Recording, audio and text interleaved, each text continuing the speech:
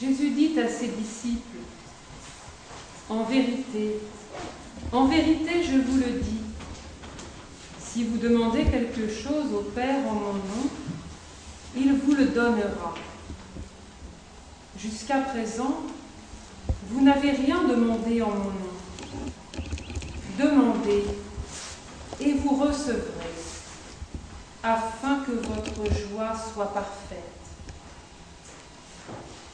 Je vous ai dit ces choses en parabole. L'heure vient où je ne vous parlerai plus en parabole. Vous entretiendrez ouvertement du Père. Le chemin qui vous a amené jusqu'ici, je l'ai parcouru moi aussi, il y a bien longtemps. Une seule et unique fois. Vous devez vous demander comment font des femmes pour vivre ainsi cloîtrées jusqu'à leur mort. Ne vous fiez pas aux apparences.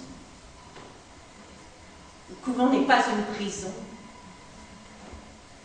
C'est un désert. Un désert de paix, habité de silence. Bienvenue dans la maison du grand silence. Notre époque actuelle, avide de bruit, ne nous comprend plus. Le silence est la nourriture de mon âme, comme le pain est la nourriture de mon corps. Le silence est la parole suprême qui exprime l'inexprimable. Cette grâce que les mots ne peuvent pas raconter, ni l'intelligence comprendre, ni les yeux voir. Comme dit l'évangile de Saint Jean, je suis dans ce monde, mais pas de ce monde.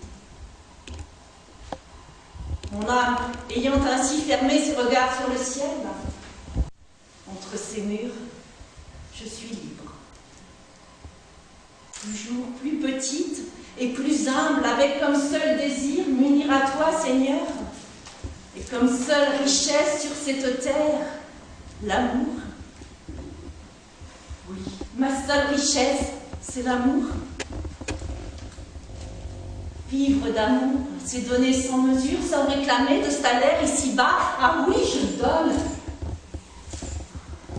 Étant bien sûr que lorsqu'on aime, on ne calcule pas.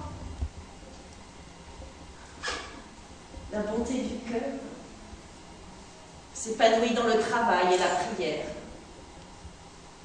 La prière est l'aliment de mon amour et le travail la preuve de mon amour.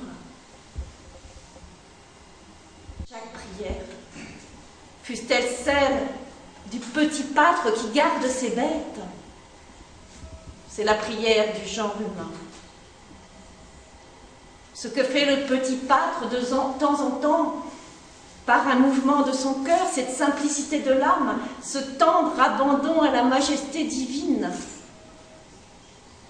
Nous consacrons notre vie à l'acquérir ou à le retrouver si nous l'avons connu, car c'est un don de l'enfance qui, le plus souvent, ne survit pas à l'enfance.